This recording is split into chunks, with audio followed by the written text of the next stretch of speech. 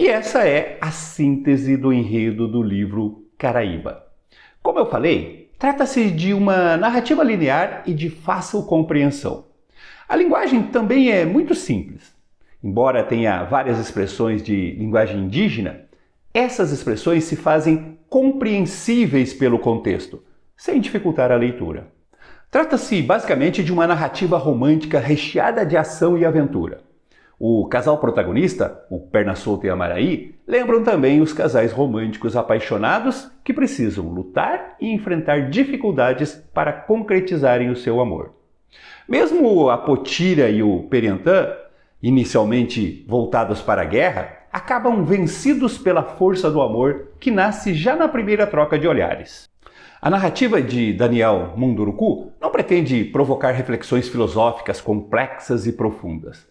O seu objetivo primordial é chamar a atenção para uma realidade esquecida pelos brasileiros de hoje. Quando os portugueses chegaram aqui, esta terra já tinha dono. Havia aqui uma população nativa que vivia em harmonia com a natureza. Essa população nativa foi massacrada ou expulsa das suas terras por esses invasores estrangeiros. As palavras da profecia do Caraíba são muito claras quanto a isso.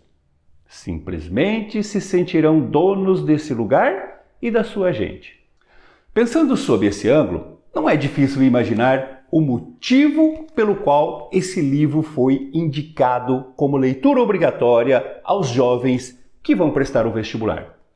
Em tempos de invasões das terras indígenas por garimpeiros gananciosos, parece necessário destacar uma obra que nos lembre de que isso é apenas mais uma reedição de uma violência que se perpetua desde os tempos de Cabral.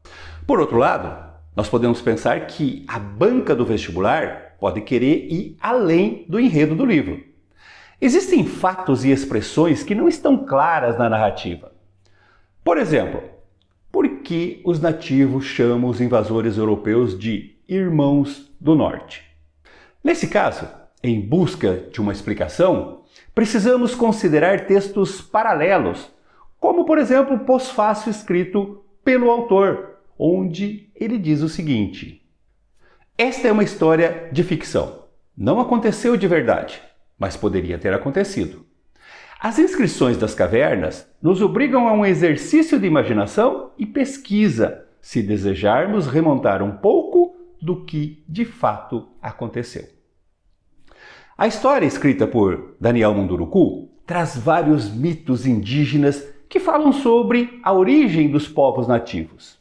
Esses mitos, misturados com fatos reais e imaginários, ajudam a criar um universo único e atraente no livro.